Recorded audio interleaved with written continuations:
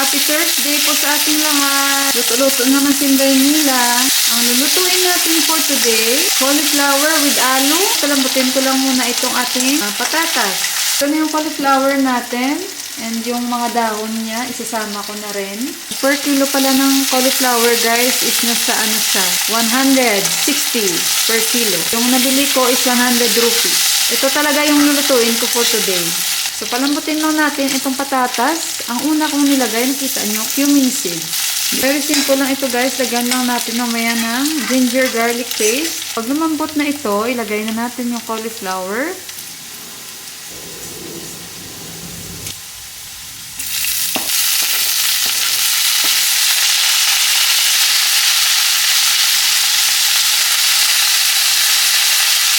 And yung pepper.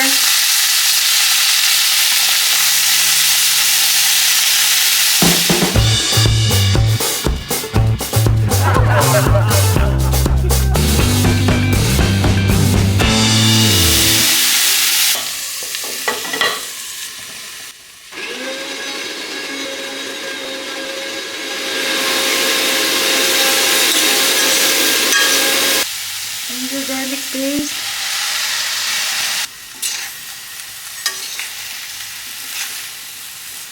Nilagyan natin ng kamatis. Hiwa tayo ng kamatis. So, yung dal ko guys, is luto na. Ayan. Ayan ko yan ng jimbo at ghee. Ganito dapat yung foods nila, hindi kasi sila kakain ng dry. So, hindi na ako maglalagay ng water guys, no? Kasi mas okay siya, hindi lagyan. Masarap ito dahil may dashi. So, nagtatanong pala sa akin about sa dashi. Yung dashi guys, parang magic sarap lang yan siya. Iba lang yung ano nila. Yung mga, siguro yung paghalo-halo nila ba. So, lagay natin yung kamatis. Masarap kasi may kamatis. Hayaan lang din natin hanggat sa lumambot yung kamatis dyan. Kasi mag-a-add din yung lasa. Nakulo na yung rice ko. Gawa muna ako ng para sa ghee ko yung jimbo at saka ghee.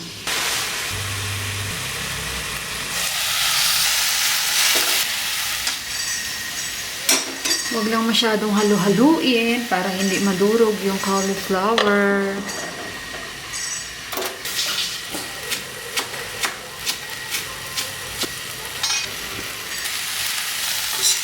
And pwede na natin lagyan ito ng dania.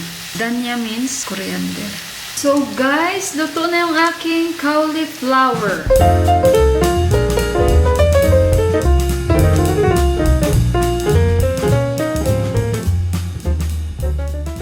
Guys, at titikman natin yung ating cauliflower na niluto. Terno-terno yung aking mga suot. Yan, yan. Kasi guys, hindi ako mabubuhay pag wala akong washcloth o maliit na towel pag nagluluto or pag nasa kusina ako guys. So, tikman muna natin yung aking cauliflower. So, ito guys, tikman natin. Dapat kasi hindi rin durog yung cauliflower guys. Kahit mahilig sila sa durog, pero pag sa cauliflower, mas masarap daw pag hindi durog.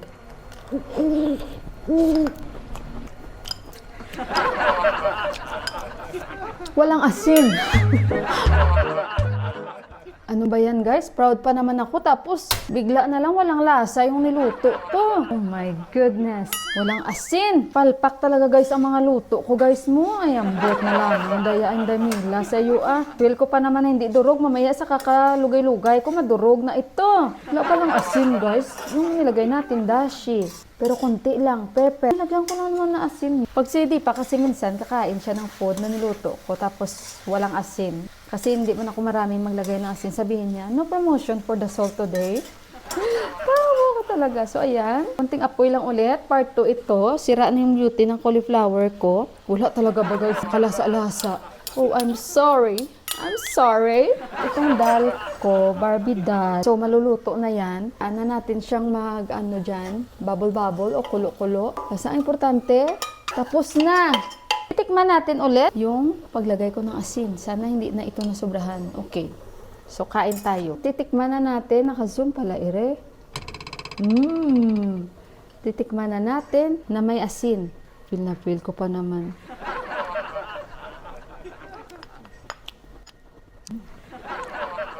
Yun. May asin na. Ang kanina talaga wala. Ang ganda-ganda pa naman ng cauliflower ko, tapos wala palang lasa. So, ayun guys. At maglinis-linis na ako dito. Clean as you go. And kakain na rin kami. Guys.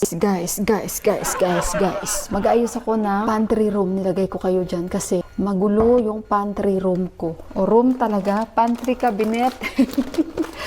Feel ni Inday Mila kasi alam niyo naman since may mga natatanggap tayong mga pagkain o pwede nating ma-stock sa ating pantry room kasi ang gulo-gulo guys ng aking pantry area. Ito na yung parang naging cabinet ko para sa ating pagkain, mga stocks ng pagkain natin.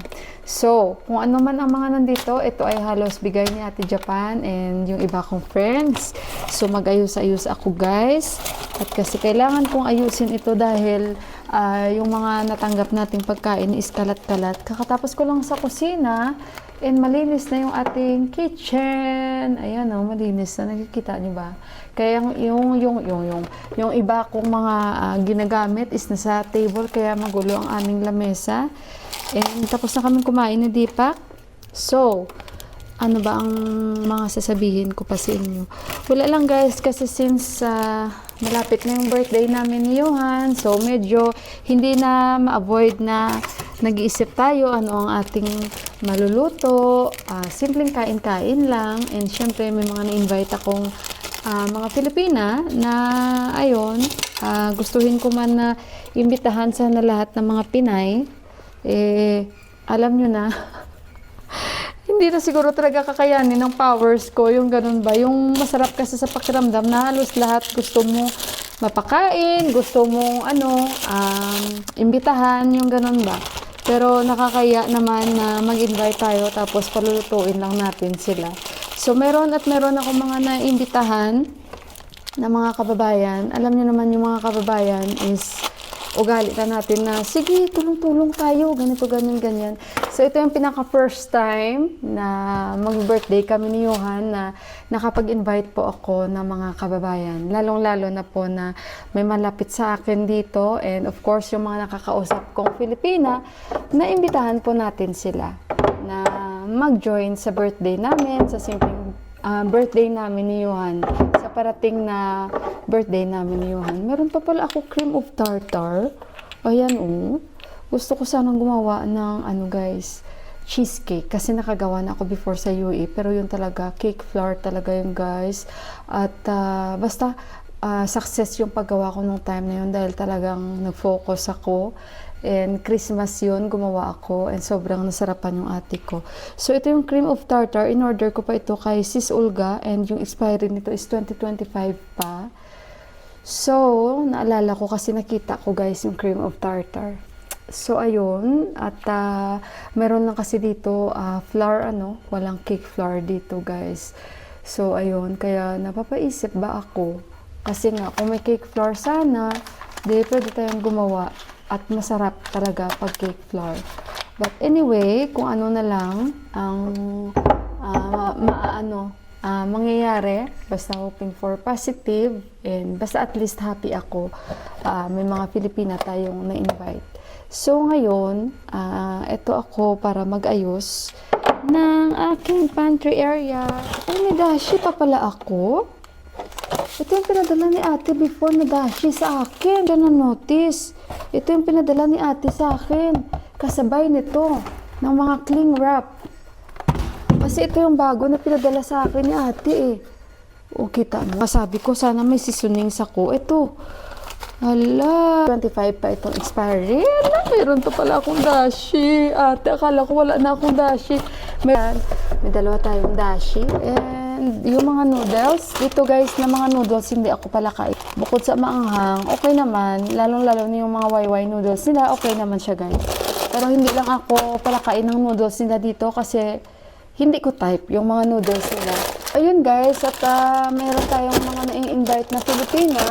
For the first time sa aming birthday ni Johan, at least meron na tayong mga kababayan na busy. So, aray ko, sumakit yung likod ko. Ano kayang maluluto natin? Pero may na tayo, may mga suggestion na kung anong lulutuin natin na naayon sa ating budget, naayon sa ating Kumbaga, nababagay lang ba na kung ano mayroon tayo. And of course, syempre thankful ako sa mga Filipina na kausap ko dahil, ba't ka ba mahiya, di ba? Kung hindi na kaya ng powers mo, o di ba? Pero hindi, ganun talaga yung kinaugalian nating mga Filipino na bakit pa tayo kailangan magpa-pretend? No pretensions, di ba? So, nag-go si Hyra talaga.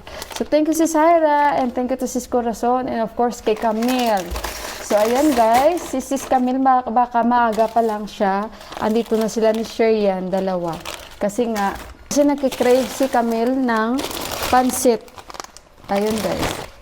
Ito may pang cupcakes tayo. Sana makapagluto tayo ng cupcakes, para may dagdag natin sa ating menu.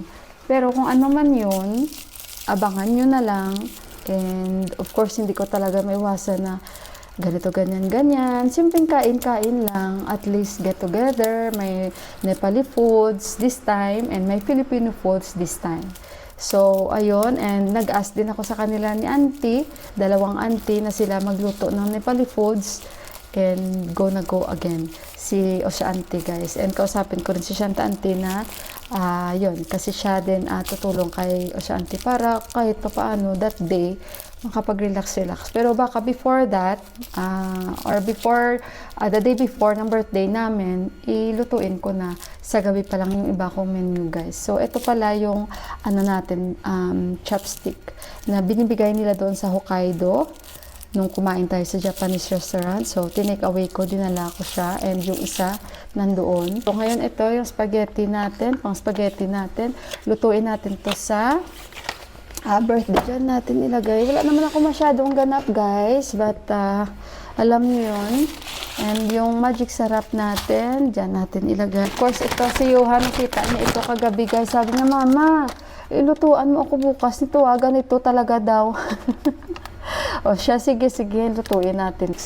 Kasi nga bala ko sa snacks lang guys, yung birthday namin. Kaso lang, okay naman siya snacks, pero kasi since winter na talaga guys. Winter na, so, ayun. Mabilis lang siya dumilim.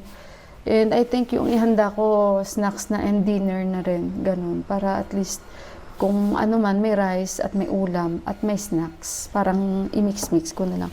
Tingnan nyo guys, ang dami naming bago. Ito yung nangyayari, pag nag-grocery kami ni Deepak, na sa mga binibigay sa akin ni Ate Japan na mga eco bag na magagamit ko parang pang grocery, nakakalimutan ko. Tapos ito ang nangyayari kasi nakakalimutan ko, sayang. Tag 35 rupees po ito guys, ang bag nila.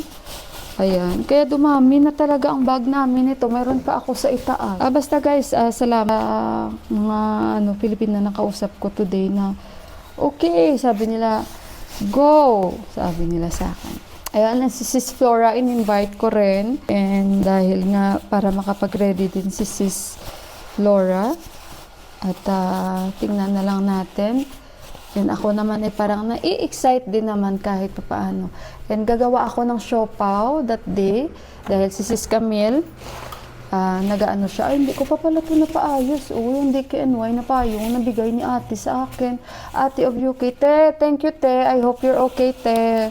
Papaayos ko. Okay naman siya guys, pero parang nag-ano lang siya dito, nag-twist ba yung kanyang ayan Hindi ko lang bubuksan kasi sabi nila pag binuksan mo daw sa loob ng bahay, hindi daw. So ayan, tapos na. Simpleng pag-ayos dito sa pantry room. Ayan, and the rest, sa labas ko na inilagay yung spaghetti and yung bigay din ni ate na pang bihon. And yung siopaw, gagawa ako dahil Sis Camille nga, and syempre para matikman talaga ng mga kababayan din natin pupunta. And simple lang naman guys, kain-kain lang naman kami. Alam nyo naman, hindi naman tayo bonggang mag-birthday, basta salo-salo together, kahit simpleng kain-kainan lang, basta lahat ay masaya. And ayun guys. Guys, meron pa akong natirang kamote delight. Andito si Kanchi, andito si Mandira. So ipapatry natin kay Mandira. Palakain yun si Mandira guys ng sarkanda o kamote. So ipapatry ko sa kanya kung magugustuhan niya. Kung magugustuhan lang niya, tanungin natin siya. Paubos na, tingnan niyo. Dahil nga binigyan ko rin si Sis, diba? Mukhang madami yan. Try natin kung magustuhan ni Kanchi. May kausap siya. Pero kung may cream, masarap ito guys, promise. So sa next, titingnan natin. I already make. You try. You try. And tell them the truth, but nothing but the truth. Spicy or not? Then what? Auntie. I said it's sweet this one and she's telling it's spicy. What? Yeah, nice, sweet. Spicy? No sweet. Auntie! Namaskar! Si auntie guys, oh. Nice, I like it. Sarkanda! Sarkanda! Sarkanda. Sarkanda cake! Tawa si auntie, oh. Okay ba? Sit down, Jo. You auntie? No. You like kanchi? Yeah. Next time I will make it more nice. Okay. I give also my friend. Okay. Ang sabi niya, bigyan mo ako. Ito yung na green tea. Dinala ni Deepak from Ilang. Ubus na guys. Andito si Kanchi kasi dumaan siya. Galing siya sa daddy nila. Dinala niya ng food. Ganyan minsan. Dadala nila ng food yung daddy nila. And meron yan siya driving sa mahanap kasi natatakot daw siya. Driving niya sa sasakyan guys. Ako hindi ako inom siya lang. Ito, bigyan natin to.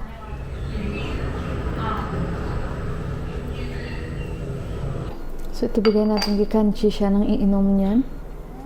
Guys, umalis na si Mandira. So, i-end ko na yung vlog ko. And ito yung ganap ko for today. And again, maraming salamat sa pagsama nyo sa aking panibagong vlogs. Again, maraming salamat sa mga hindi nag-i-skip ng ads. Thank you sa lagi nyong pagbibigay ng likes and comments. Siyempre sa mga bago kong followers, maraming salamat po. God bless you all and I love you. Bye guys! Ingat kayong lahat!